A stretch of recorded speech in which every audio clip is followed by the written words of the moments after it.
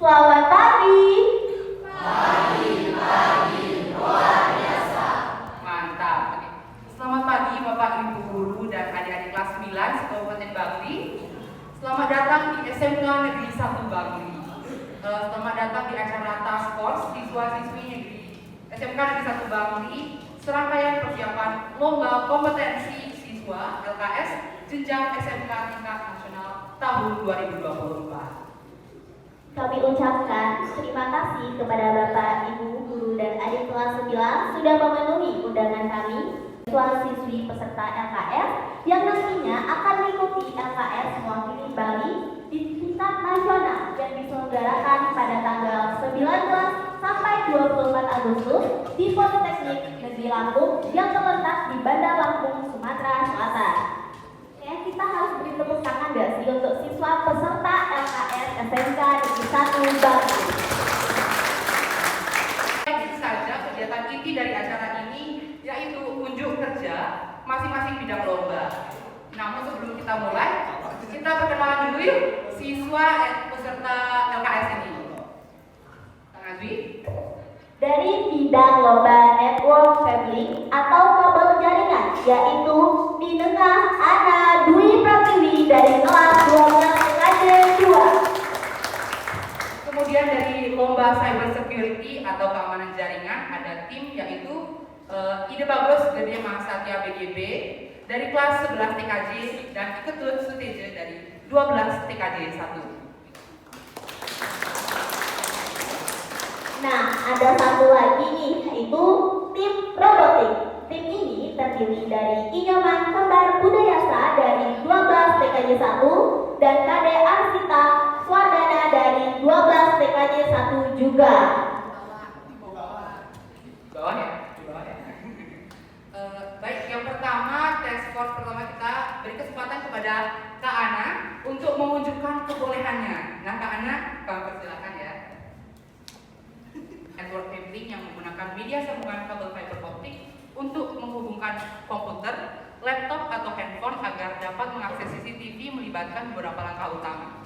Yang pertama, mempersiapkan dan memeriksa semua peralatan kabel fiber optik yang diperlukan termasuk konverter media, patch panel, dan router.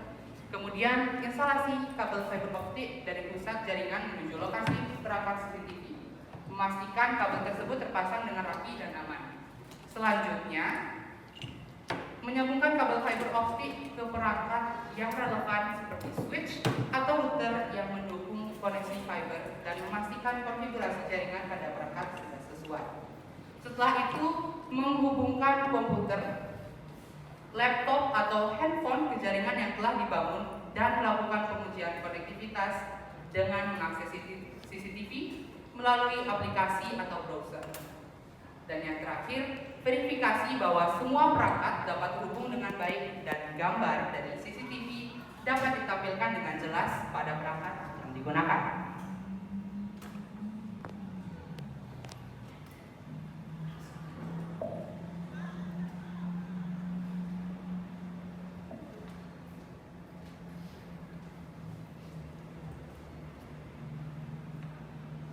Dari sekian peserta termasuk SMK 1 Denpasar, SMK 3 Singaraja, SMK 3 Tabanan yang sudah mewakili Bali tahun lalu tinggal masuk. Namanya Pak, itu selai rambut Pak. Selai rambut dan itu terbuat dari kaca. Jadi perlu hati-hati. Dikit salah patah. Kalau nggak punya skill yang terasah, bisa Pak.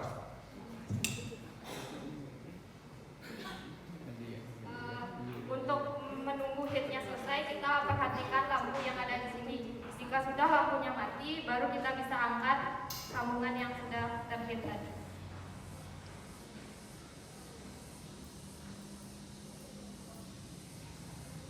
Letakkan di ODP boleh, tapi karena di sini sudah saya lakukan penyambungannya, ini saya tidak letakkan di ODP.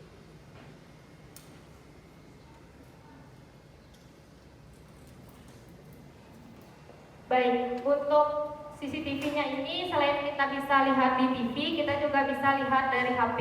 Jadi Bapak Ibu dan adik-adik, saya persilakan untuk mengakses IP kamera yang tertera di layar pada Chrome.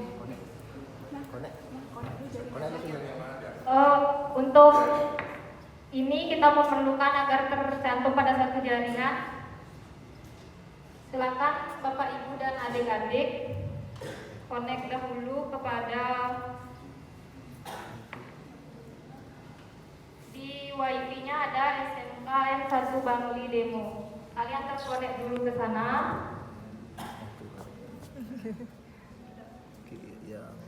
Oke, konek ya, konek ini.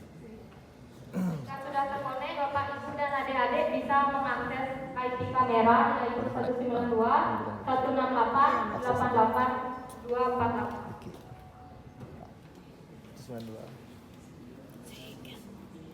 248 titik.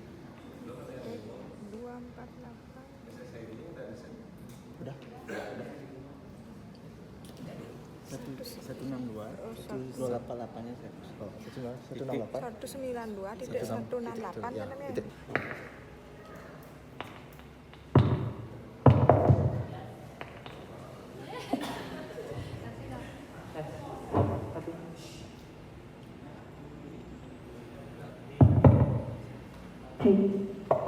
Sebelumnya, terima kasih atas kesempatan yang diberikan kepada saya. Perkenalkan, nama saya Eni Putu Viana Injilina Devi dari SMP Negeri 1 Kintaman. Baik, jadi di sini saya akan bertanya tentang tadi presentasi dari Kak Ana. Kenapa sih sebelum kabel drop core dipotong harus dibersihkan terlebih dahulu? Apa alasan? Baik, terima kasih. Baik, terima kasih atas pertanyaannya. Ini merupakan pertanyaan yang bagus ya. Sebaiknya sebelum kita potong, kita bersihkan itu agar sisa debu itu tidak menempel pada core. Karena kalau misalkan core-nya itu kotor, akan mempengaruhi redamannya. Sehingga mungkin saja jaringannya itu akan kurang baik. Sebaiknya dibersihkan dulu dengan tisu. Kalau ada, kita bersihkan juga dengan alkohol. Seperti itu, baru kita potong agar potongannya rapi sehingga penyambungan bisa dilakukan. Karena kalau pemotongan tidak rapi, itu akan splicer akan memberitahu pemotongan yang mana yang kurang baik dan itu tidak akan bisa menyambungkan core. Terima kasih.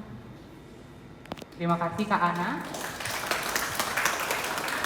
Apakah ada yang mau bertanya lagi? Kasus yang lainnya yang dihapus segala sesuatu datanya oleh para pelaku tersebut, kemudian bagaimana pihak kepolisian mengembalikan data tersebut akan utuh kembali? Oke, software yang umum digunakan pada data forensik.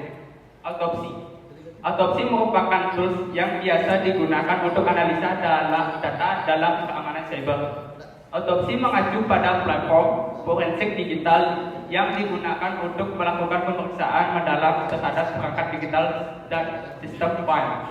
Ini adalah alat yang membantu menyelidiki apa yang terjadi di komputer dan dengan menganalisis data seperti file yang dihapus, dirawat penelusuran web, dan log access file. Kemudian yang kedua, DD dan F, mana metasploit itu dilakukan oleh para hacker sehingga sehingga para korban HP tersebut bisa digunakan dari jauh, yaitu seperti remote control dari jauh. Itu akan dilakukan oleh teman kakak. Oke, Bapak Ibu semua, jadi demo ini ya, sudah di bawah kontrol kita ya. Jadi di sini saya mendemokan menggunakan metasploit. Jadi untuk komennya seperti yang ada di layar, yaitu menggunakan MS Venom, dan untuk minpay-nya itu merupakan payload-nya dia. Jadi kita menggunakan payload reverse TCP dengan host dan host-nya kita tentukan sebagai alamat dari komputer kita sendiri. Di sini saya dulu. Ini kira-kira 5 menit 10 menitan. Nah, jadi Bapak Ibu hati-hati mendownload file yang tidak Bapak Ibu kenal ya. Ya kalau ada WA yang lain-lain. Kenapa sih nomor rekening bisa didapat, password dapat, dan yang lain-lain? Nah, metode yang digunakan itu atau exploit seperti itu. Karena ini lumayan lama, jadi saya udah buat ininya. Jadi Ya. Jadi di sini ada IAS APK yang merupakan sebagai alat yang kita gunakan sebagai backdoor. Jadi ini saya forward dulu ke sensornya. Nama file itu bermacam-macam Pak. Ada yang PDF, bisa mau .com apa boleh. Nanti saat mereka mengklik ini, ya backdoor ini, dia mau namain apa? Nah, jadi nanti dikirimnya Bapak Ibu nih, ya. Misalnya anak-anak dikirimi kunci jawaban ujian AMDK misalnya, kan karena udah ini kuncinya nih, pasti akan dibuka. Padahal itu backdoor. Hati-hati. Atau Bapak Ibu dikirim. Kak Mahasatya dan Kak Suteja dipersilahkan.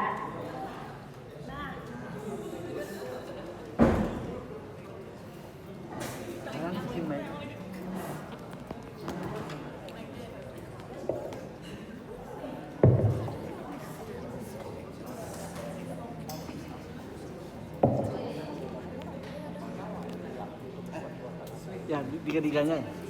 Semuanya dari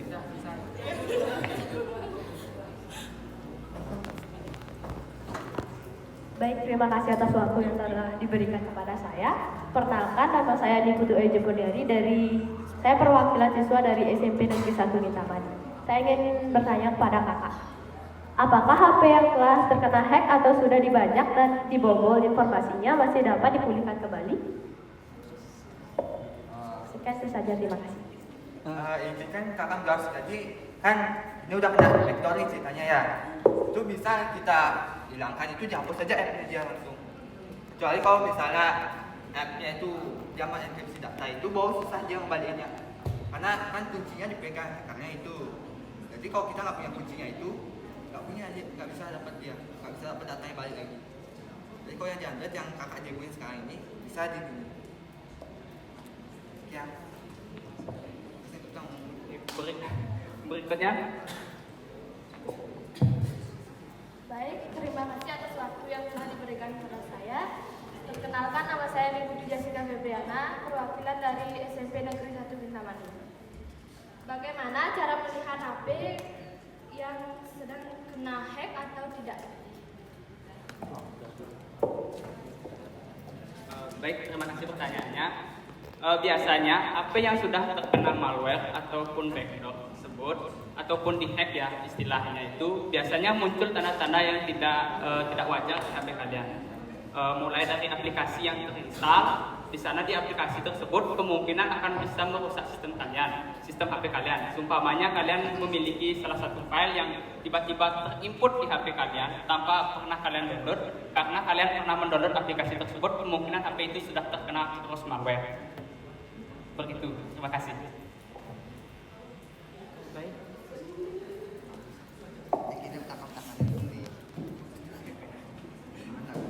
Oke. Sebelumnya terima kasih atas kesempatan yang diberikan kepada saya lagi. Perkenalkan, nama saya Fiona dari perwakilan SMP Negeri 1 Kintamani. Jadi saya akan bertanya sedikit tentang hack ini. Yaitu bagaimana sih cara kita menghilangkan hack atau bajak yang udah ada di HP biar tidak ada lagi di kemudian hari. Maksudnya, coba ulangi. Bagaimana cara menghilangkan hack atau bajakan yang ada di internet di HP biar tidak ada di kemudian hari? Baik, mungkin agak sama ya pertanyaannya. Seperti yang kakak demo tadi itu, kita jangan mendownload aplikasi ataupun sesuatu yang belum tentu situs itu aman. Seperti yang tadi itu, jangan kita asal mendownload aplikasi ataupun sesuatu, supaya ada yang mengirimi lewat WA berupa file APK, itu jangan di-download.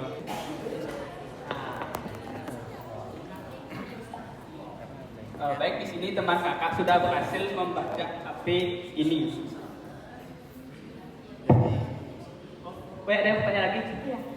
Baik, perkenalkan, nama saya Acandika yang dari SMP Negeri 1. Jadi kalau tidak salah tadi kita melakukan meta exploit. Ya. Jadi tadi saya dapat melihat sesuatu nih. Jadi mengapa terdapat kendala dalam melakukan meta exploit jika kita menggunakan perangkat yang telat dalam update? Apa sih penyebab itu? mengerti. Jadi kan kenapa nggak dapat update? Pertama itu kemungkinan dia ada nggak support lagi sama pabrikannya.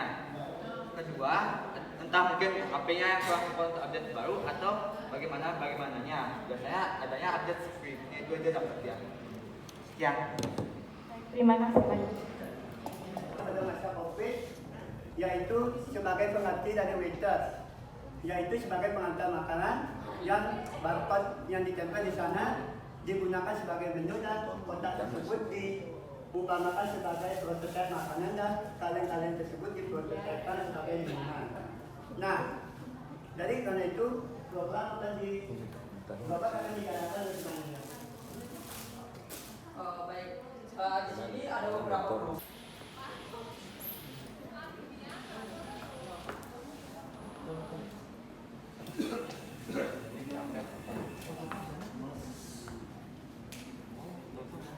Nah, dari scan barcode tersebut, program yang di-scan akan muncul di sini.